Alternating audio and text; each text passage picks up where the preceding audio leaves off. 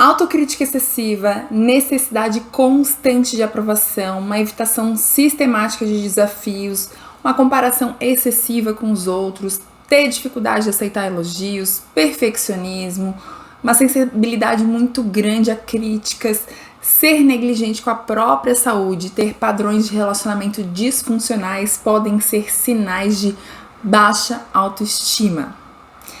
A autoestima é a avaliação que uma pessoa faz de si mesma e envolve uma percepção de seu próprio valor, da sua competência e também da autoaceitação. Se ela está baixa, é porque a avaliação de si é muito negativa. Mas por que isso acontece? Eu vou explicar alguns motivos relacionados à baixa autoestima nesse vídeo.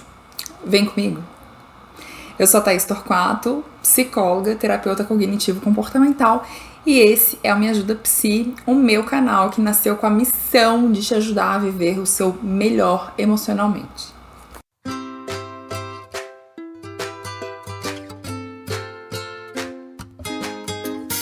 Então, a baixa autoestima, ela pode ter várias causas complexas, multifacetadas, diferentes fatores podem interagir para contribuir para a formação, para a construção de uma autoimagem, de uma autopercepção negativa.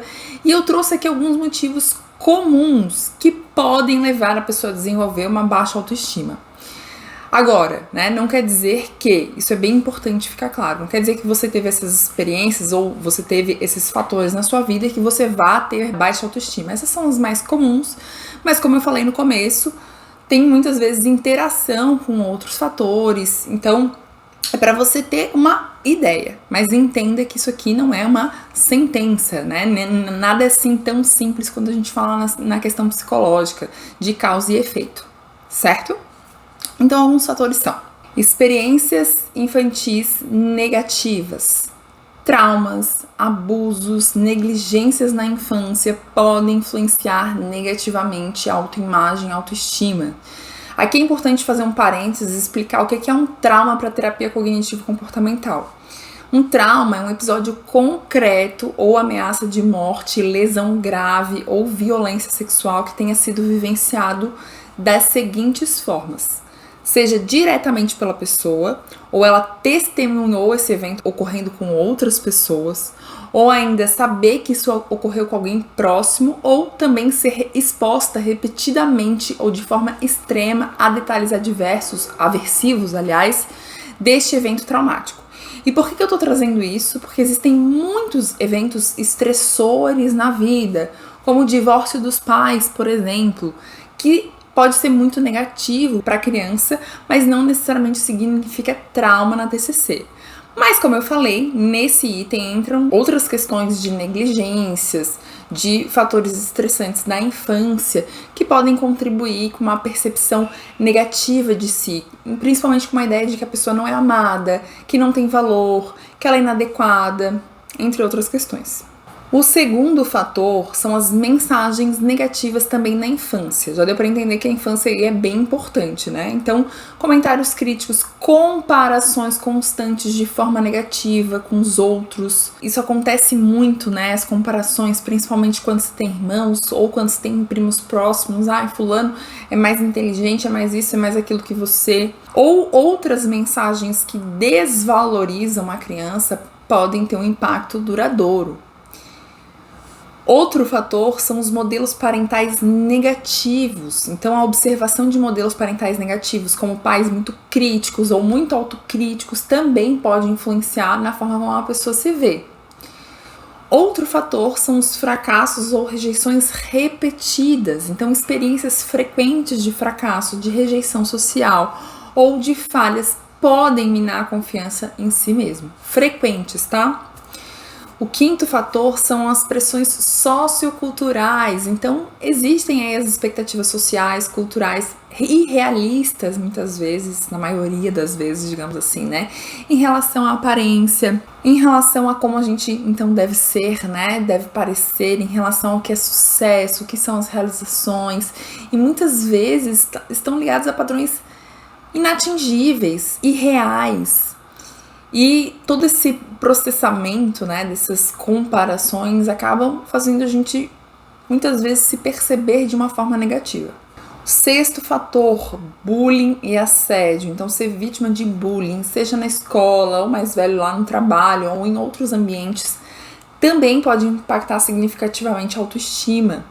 Outro fator, comparação constante com os outros. É difícil a gente não se comparar. O problema é que geralmente a gente se compara com o quê? Com outro que tá indo super bem nas áreas que a gente se considera inadequada. E muitas vezes, na maioria das vezes, a gente compara o quê? O nosso bastidor com o palco do outro. Então, além de comparar o que o outro tem de forte com o que ali pra mim ainda é uma dificuldade, muitas vezes porque eu tô em processo, porque eu tô aprendendo, sei lá o quê, eu ainda comparo só o que eu vejo, ainda mais hoje em dia com os recortes das redes sociais, né? Porque a gente consegue ver uma parte. Quando eu faço meus atendimentos, né, que eu atendo online, a pessoa vê uma parte do meu cenário, assim como vocês estão vendo agora. Mas você não sabe se tem uma sacola cheia de lixo ali na frente. Não tem como você ver. Mas isso aqui que você vê, aparentemente tá tudo certo.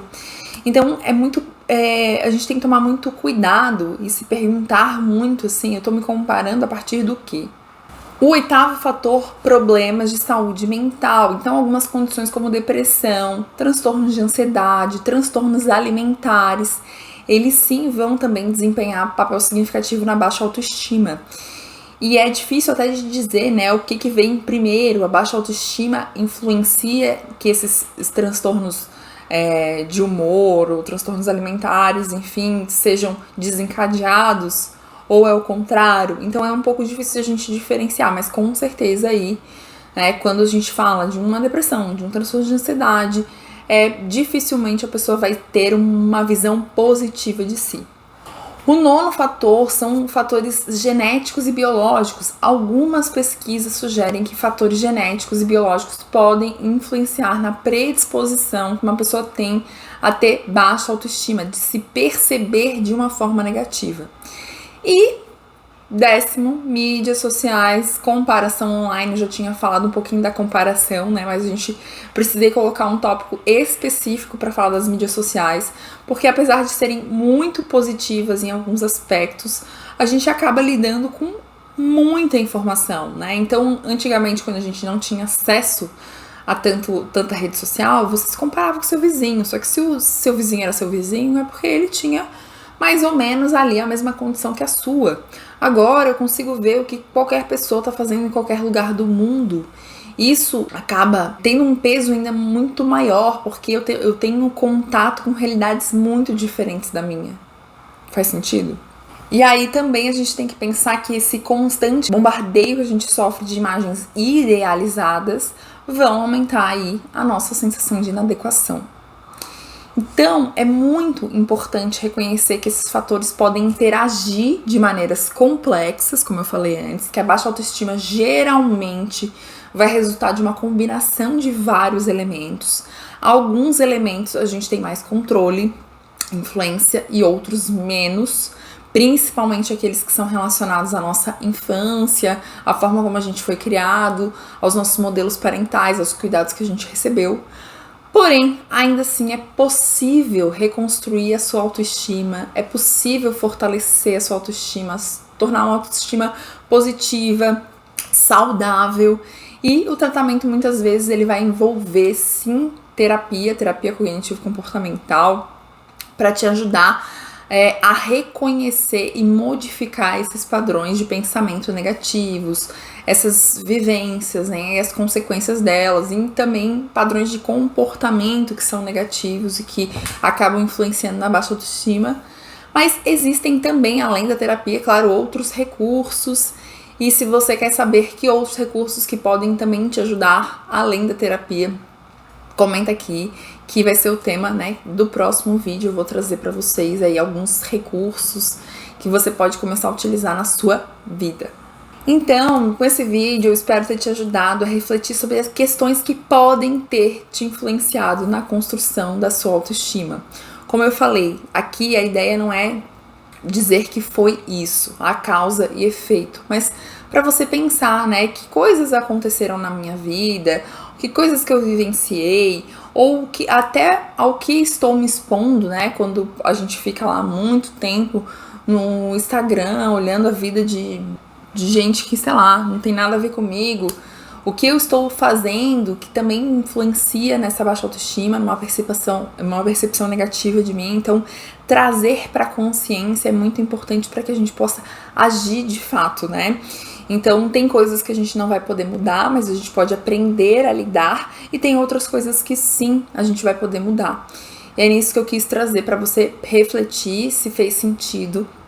Então, deixa o seu like, se inscreve no canal, compartilha esse conteúdo e continua aqui comigo para mais conteúdos. No próximo vídeo eu vou trazer algumas estratégias aí para vencer a baixa autoestima. E também, se você deseja ter acesso a outras questões, outros conteúdos de autoestima, autoconhecimento, inteligência emocional, psicologia, me segue lá no @ThaisTorquato Psicóloga.